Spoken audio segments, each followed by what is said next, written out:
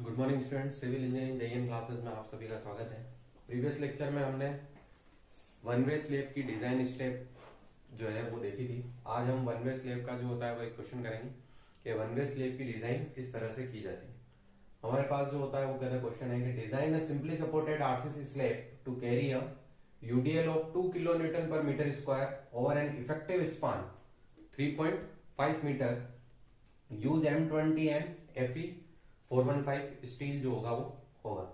तो first of all जो होता है वो कहता है हमें ये ध्यान रखना है कि यहाँ पर गिवन वैल्यू जो होती है वो हमारे पास क्या है, सॉल्यूशन अगर हम यहाँ से स्टार्ट करें तो गिवन वैल्यू हमारे पास जो है L, जो कि L इफेक्टिव दिया है हमें, L इफेक्टिव जो दिया है वो दिया है हमें 3.5 मीटर।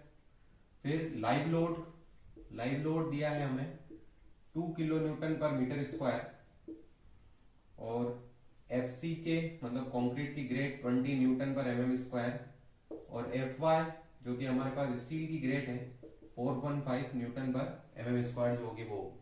तो एक सिंपली सपोर्टेड आरसीसी स्लैब है जिस पर हमारे पास लाइव लोड जो है वो 2 kilonewton per metre square का लगा है, जिस पर कंक्रीट की ग्रेड M20 और FE 415 है और इफेक्टिव स्पान 3.5 मीटर है।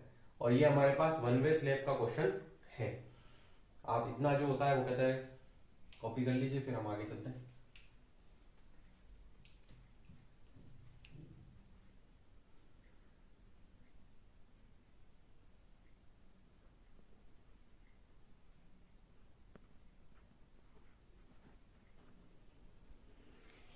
नेक्स्ट हम गिवन के बाद स्टेप को जो होता है वो कहते हैं शुरू करते हैं। तो फर्स्ट स्टेप है हमारे पास कैपिटल डी, जिसे हम ओवरऑल डेप्थ कहते हैं।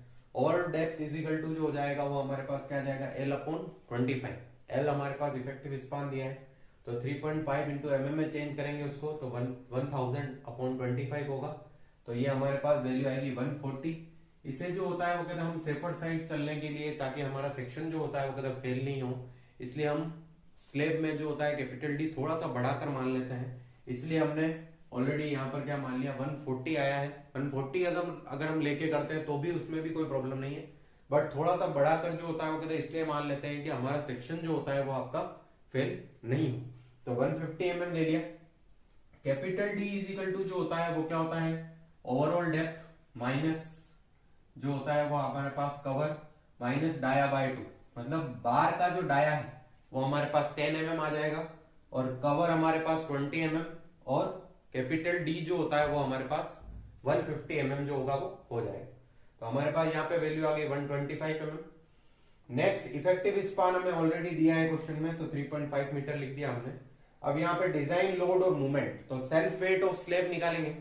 तो सेल्फ वेट ऑफ स्लेब निकालने का फॉर्मूला है हमारे पास B into D into 25, weight into overall depth into 25। आपके पास कंक्रीट का यूनिट वेट है और कंक्रीट के यूनिट वेट की वैल्यू जो होती है वो kilo Newton per metre cube में जो होती है वो होती है। इसीलिए यहां पर जो होगा वो क्या होगा, हम ये दोनों वैल्यू को हम मीटर में लिखेंगे। हमेशा जब हम स्लेब को डिजाइन करते हैं तो यूनिट विड्थ के लिए करते हैं, इसलिए बी की जगह हमेशा क्या आएगा 1 आएगा, भले ही वो वन वे स्लेब हो भले ही वो 2 वे स्लेब हो, ठीक है। और कैपिटल डी हमारे पास 0.15 यहां से इंटू 25 कॉन्क्रीट का यूनिट वेट आया। इसको जब हमने सोल्व किया तो हमारे पास आया 3.75 किलो न्यूटन पर मीटर। अब लाइव लोड की वैल्यू हमारे पास 2 kilonewton per metre square दी हुई है। अब हमें लाइव लोड और डेड लोड जो होगा वो दोनों को ऐड करना पड़ेगा, इसीलिए ये 2 kilonewton per metre square को फर्स्ट ऑफ ऑल हमें किलो न्यूटन पर मीटर में चेंज करना पड़ेगा। तो उसके लिए हम इसको क्या करते हैं, 1 मीटर से जो होता है वो मल्टीप्लाई कर देते हैं। इसको मीटर से मल्टीप्लाई करने पर यहाँ पर देखिए मीटर स्क्वायर से ये मीटर जो होगा वो एक कट जाएगा, तो हमारे पास यूनिट हो जाएगी 2 किलो न्यूटन पर मीटर। अब हम डेड लोड और लाइव लोड को इजी वे में जो होता है वो कहते हैं ऐड कर सकते हैं। तो हमने देखिए दोनों को ऐड किया तो 3.75 प्लस 2 5.75 जो होगा वो हो जाएगा। अब जब भी आरसीसी की बात करते हैं तो हम भले ही मूवमेंट काम में लें या फिर लोड काम में लें, तो फैक्टर्ड में ही जो होगा वो हमेशा काम में लेंगे। इसलिए यहां पर जो भी लोड आता है उसको हमने फैक्टर्ड में कन्वर्ट करने के लिए 1.5 से मल्टीप्लाई कर दिया, तो 1.5 इंटू 5.75 जो हो गया वो हो जाएगा, तो 8.625 हो गया। फिर हमारे पास मूवमेंट का फॉर्मूला है WU L इफेक्टिव का स्क्वायर डिवाइड बाय 8, तो WU आपके पास हमारे पास आ गया 8.625, L इफेक्टिव हमारे पास 3.5 ऑलरेडी है, डिवाइड बाय 8 कर देंगे तो हमारे पास वैल्यू आ जाएगी 13.207 किलो न्यूटन मीटर। तो फर्स्ट ऑफ ऑल हमने कैपिटल डी ओवरऑल डेप्थ, फिर effective depth, effective span, self weight of slab, live load दोनों को ऐड करा तो टोटल लोड आ जाएगा। फिर उसके बाद फैक्टर्ड लोड जो होगा वो हम इसमें निकाल देंगे। तो एमयू की वैल्यू जो होगी WU_L²/8। तो यहां से मूवमेंट जो होगा वो हमारे पास आ गया। ठीक है, यहां तक आप उतार लीजिए, फिर आगे चलते हैं।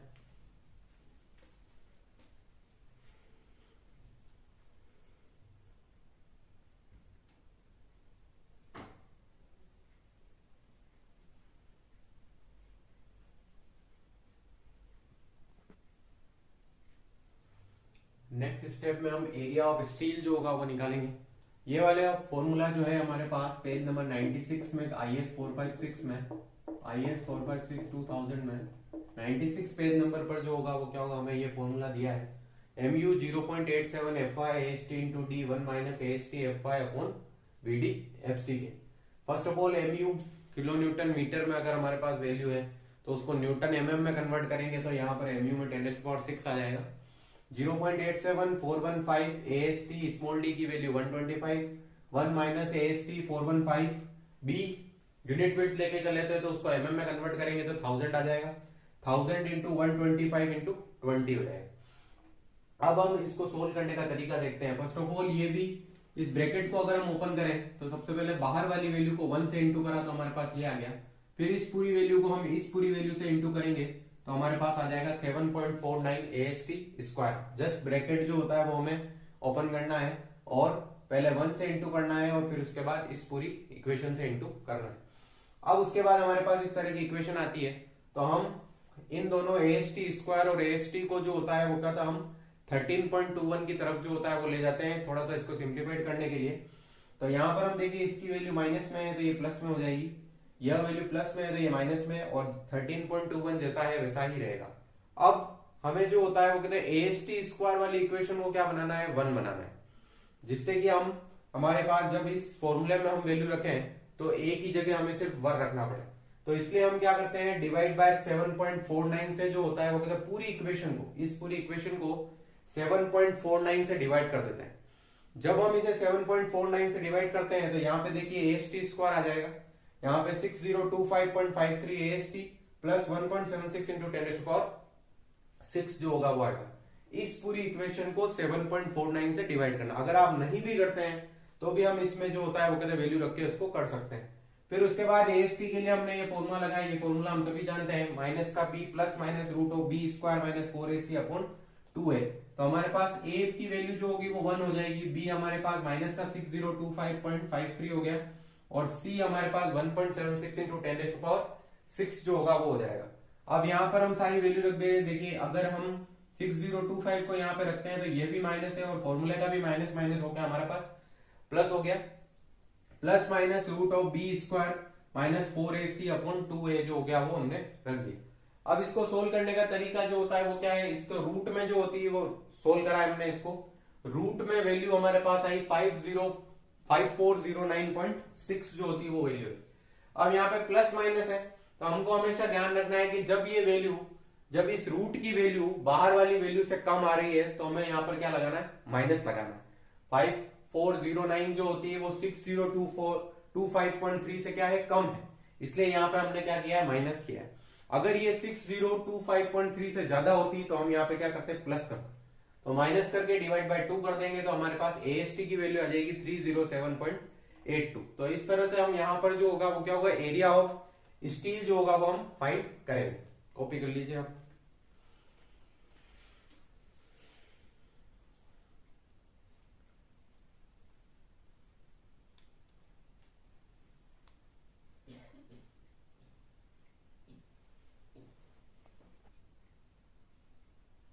AST के बाद जो होती है वो कहते हैं नेक्स्ट जो है वो स्टेप आएगी हमारे पास, यूज 10 mm बार।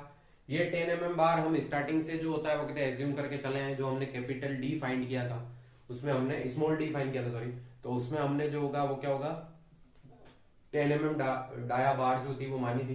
तो A5 इज इक्वल टू π/4 10²। फिर A5 हम निकाल देते हैं यहाँ पे 78.53। स्पेसिंग का फॉर्मूला हमारे पास होगा 1000 A5 अपॉन AST। तो तो 1000 A5/AST करके हमने स्पेसिंग जो होती है 255.152 mm जो होगी वो हमारे पास स्पेसिंग आ गई। अब स्पेसिंग निकालने के बाद जो होता है वो कहते हैं अकॉर्डिंग टू कोडल प्रोविजन दो चीजें जो होती है वो आती है हमारे पास 3D और 300 mm। तो अब ये हमने जो स्पेसिंग निकाली है यहाँ पर ये एक 3D और एक 300 mm, इन तीनों में से जो मिनिमम स्पेसिंग होगी वही हमारे पास जो होगा वो स्पेसिंग मेन रेनफोर्समेंट की प्रोवाइड करेंगे, क्योंकि स्लेब में दो टाइप का रेनफोर्समेंट जो होता है वो प्रोवाइड किया जाता है, एक होता है मेन रेनफोर्समेंट और एक होता है डिस्ट्रीब्यूशन रेनफोर्समेंट। तो मेन रेनफोर्समेंट में जो होगा वो क्या होगा हमारे पास 10 mm डाया और 255 mm centre to centre spacing हम प्रोवाइड करेंगे, क्योंकि इन तीनों में से मिनिमम स्पेसिंग हमारे पास 255 mm आ रही है। डिस्ट्रीब्यूशन रेनफोर्समेंट का फॉर्मूला हो जाएगा 0.12 BD/100। 0.12 B हमारे पास 1000 है, 1 मीटर स्लैब के लिए लेके चल रहे हैं। कैपिटल D 150 डिवाइड बाय 100 तो 180 mm स्क्वायर जो होगा वो हो जाएगा। यूज 6 mm डाया बार। जब हम आप मेन रेनफोर्समेंट में 10 mm डाया बार एज्यूम करके चल रहे हैं तो डिस्ट्रीब्यूशन रेनफोर्समेंट में या तो आप 8 mm डाया बार लेके चले या फिर 6 mm डाया बार लेकर जो होता है वो चल सकते हैं। हम यहाँ पर 6 mm डाया बार लेकर जो होता है वो कहते चले हैं तो A5 is equal to π/4 6 square 28.27 mm square हो जाएगा। SV is equal to 1000 A5/AST 1। और यहाँ पे देखिए डिस्ट्रीब्यूशन रेनफोर्समेंट का AST जो होगा वो हमारे पास आएगा और वैल्यू हमारे पास हो जाएगी 157.05। ठीक है, आप यहां तक जो होता है वो कहता है कॉपी कर लीजिए, फिर हम आगे चलते हैं।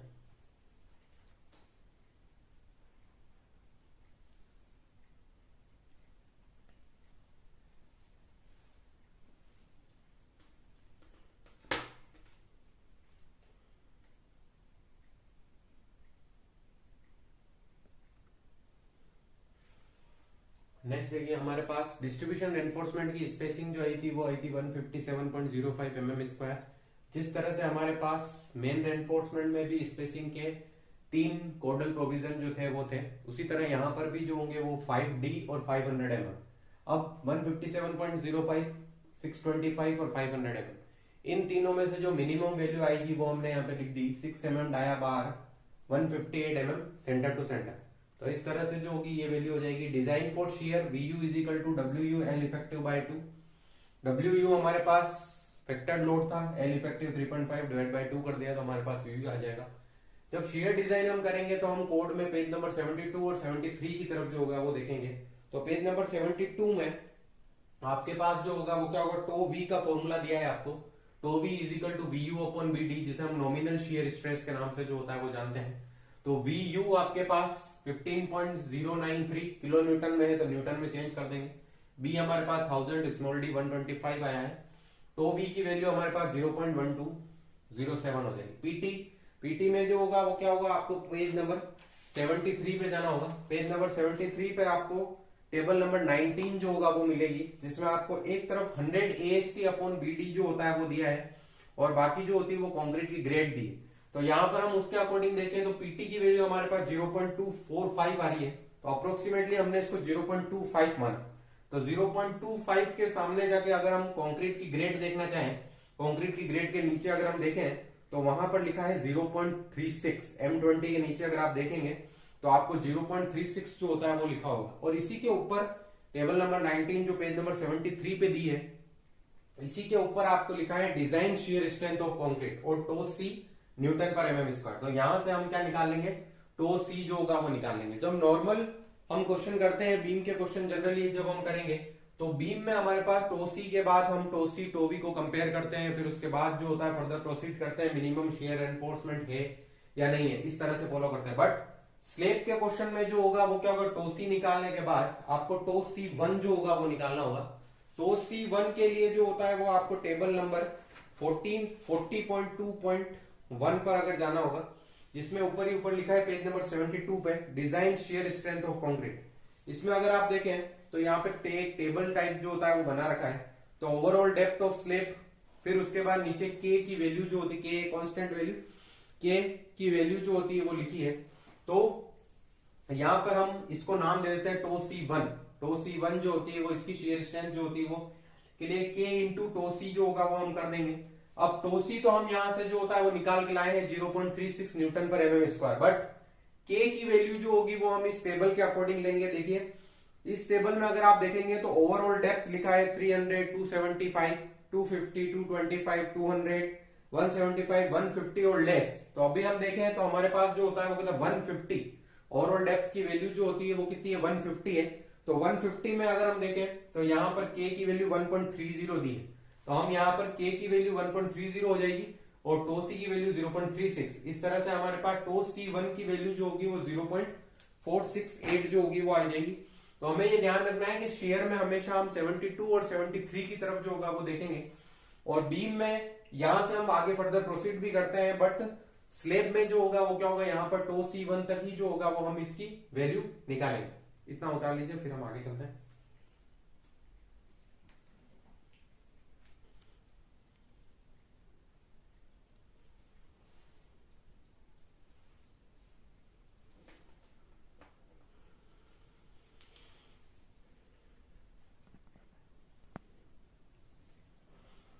अब हमारे पास लास्ट स्टेप होगी डेवलपमेंट लेंथ जो होती है वो फाइंड करने की। डेवलपमेंट लेंथ का फॉर्मूला हमारे पास होगा m1/v plus L0 should be greater than of LD जो होगा वो हमारे पास फॉर्मूला हो जाएगा।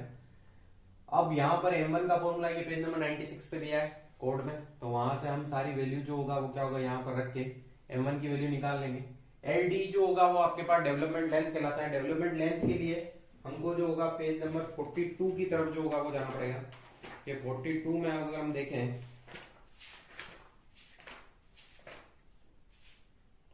42 में आपको फॉर्मूला दिया है एलडी का फॉर्मूला जो होता है, उसमें ये फॉर्मूला जो होता है वो कुछ इस तरह से लिखा है कि LD equal to 5 sigma S upon 4 tau BD जो होगा वो लिखा है।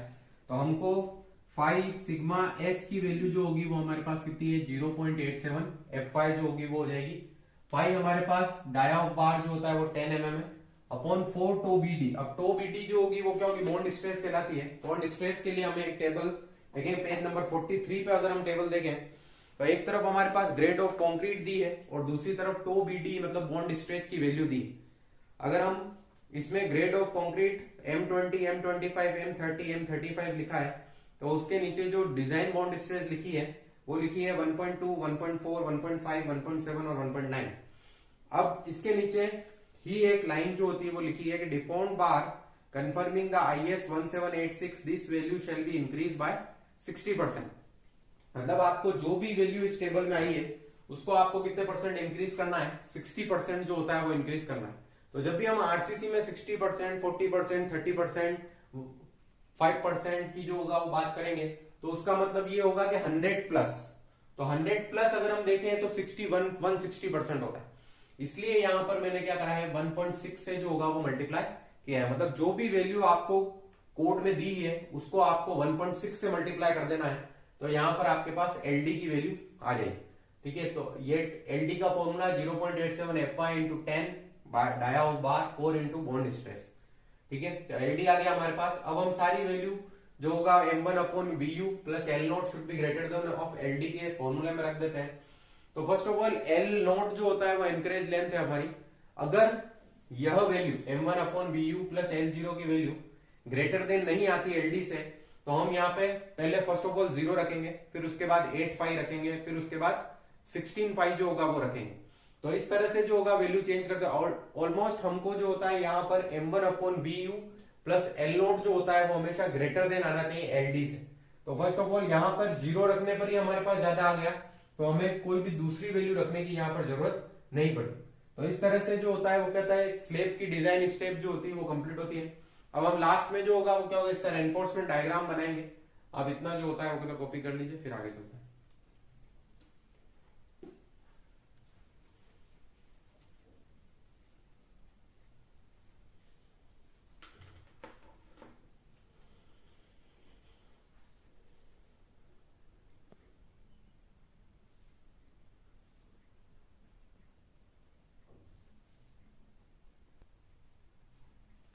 अब हम इसकी रेनफोर्समेंट डिटेल के बारे में जो होता है वो कितना बात करें, तो फर्स्ट ऑफ ऑल देखिए यहाँ पर जो एक सॉलिड स्टील है वो हमारे पास क्या है, मेन स्टील की फॉर्म में दिया हुआ है।